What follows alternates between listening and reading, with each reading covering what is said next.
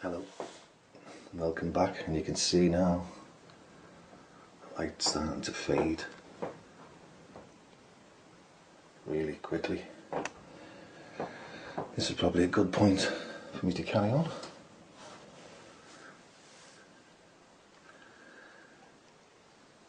So at the front of the room, meeting's about to begin. Regional rep got to take the meeting. She's got insincerity, standing director alongside her. She'll be introduced formally to the branch at this meeting. Two people I didn't know, I think they were from head office, and the usual cohorts dotted around the room.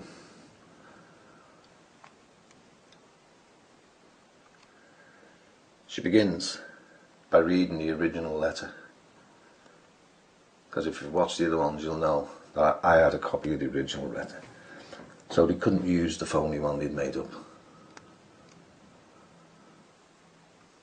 But before she started reading it, she says there are ground rules to this meeting, and they are: nobody will get personal.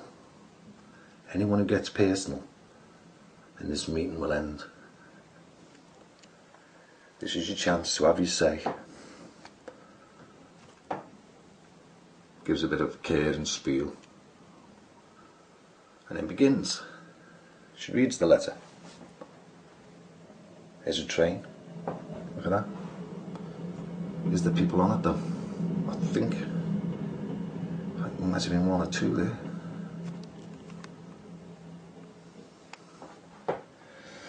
So she reads the letter. And when she gets to the part in the original letter that says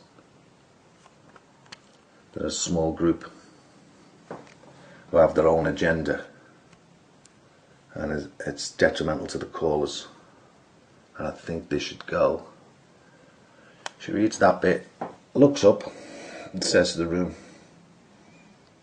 now I don't know what he means by that. I honestly do not know. Which was a lie, because she's the person he went to in the very beginning when C did the daisy on. He foolishly went to her for advice, and her advice at that time to him was this: get rid of them, they've been there far too long. I bet you they didn't know that at the time.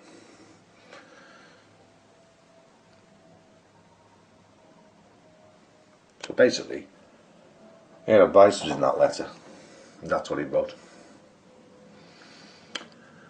So then, she says, now everyone, we want to sort this out and what have you. All very polite and that, and people started asking questions.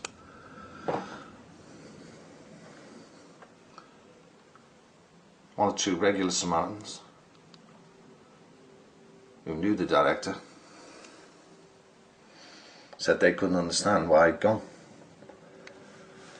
He put many years service in, seemed good, popular. How's it possible he went? They glossed over that. Well, nobody really knows. Things happen in people's lives. And then she started, this is where it really got sickening. Big T, that's Big T, or I've called Mr. T, prison team. Maybe have a look through the videos, you'll know what I mean.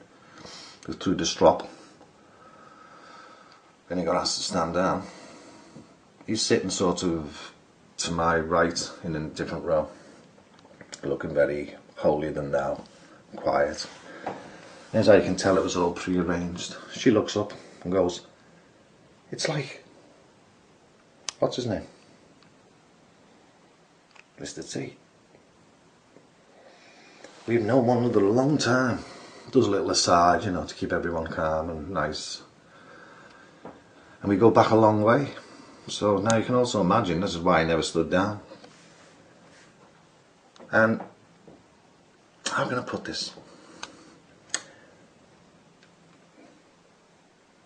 director, who for the sake of this part I'm going to call Tom. That wasn't his name, but just says me, keep saying that. Now, the thing is, we just don't know. You see, Tom never actually, he said some things, and he did the opposite. I thought to myself, I can't believe this. They're going to assassinate his character. He's gone. That's not enough. Now they're going to assassinate his character. And you know, he didn't really know sometimes. I think that's fair to say, isn't it? Mr. T, who sort of nodded and went, yeah. And here's the worst lie of all, I think, probably. Well, one of the worst, they're all bad. And then she says, an example of that is, when he asked Mr. T to stand down, and he never actually did.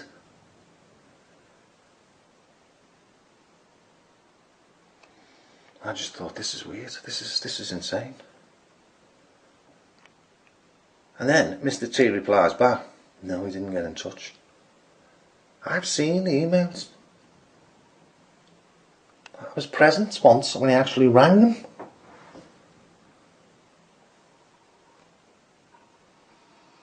The person who was due to take over prisons was sitting in front of me. She had a list of emails. She tried to contact him at least 10 occasions, asking him to hand over stuff, and he wouldn't hand it over. So this was pre-planned, preconceived, total bullshit. I had to sit and listen to this. And then, of course, it gets closer. Someone brings up that which is not spoken about in that branch. On three directors ago, just before I got there, who they got rid of in a similar awful manner. Someone said this is a bit like that. Well, people aren't talking, why? So he made some excuse over that. I got past that so that you get to the nitty gritty, which was to get their hands on me. And anyone who had anything to do with it. So she started talking about downright lies. This is bordering on downright lies, what's going on in here, and you know, we need to discuss it.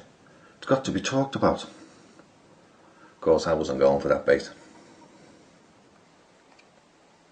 And then, as if by a pre-arranged signal, young D from the training team, who, as you know, is the two-faced little scurrying arsehole, is now working for C, puts his hand up, all innocent like, and says, I'm just a sponge. I don't know what I meant by that, actually. And he said, can it, we say about these rumours, who is it who's got a problem? Can we say? What a setup. And she turned, looked up at me and my friend, and just said both our names to the whole place. Now bear in mind, so as he said that, if it got personal, it'd be ended. But she did it out of desperation, because I was not going for the bait. I was keeping stum. And there was a reason for that. I was obeying the rules. And the rules were, if you've got a grievance in, then you keep it private, you don't speak about it. So there was a few gasps and sighs and ooh, you know, well rehearsed. This had been rehearsed like a choir.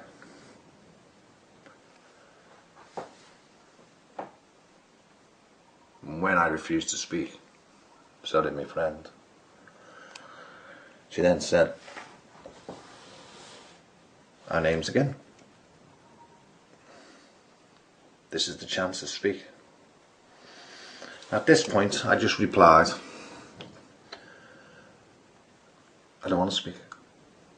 So there was a few moans and shouts, whoa, and all this crap going on. A bit of acting there by me.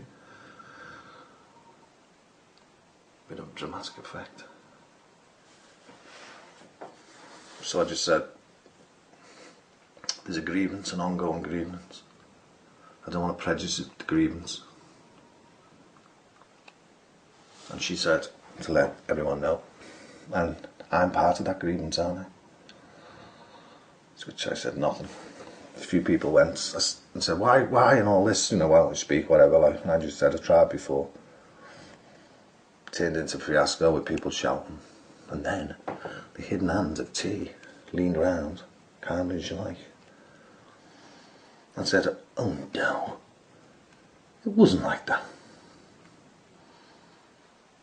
To which a few strategically placed people went, no, tut and all that bullshit. So because I wouldn't speak, then turned ugly. People started shouting, well then, no one's speaking now, they're not speaking now. You can't, no one's allowed to speak from now on. Let's put this behind us and all go forward like good little Samaritans. And that's when the gagging order basically got put on. No one could speak after that. No talking in the corridors, outside. This is it, no speaking. They were like children, just because I wouldn't play the game. And that's how the meeting ended. And the next one, I'm going to tell you the next stage that happened.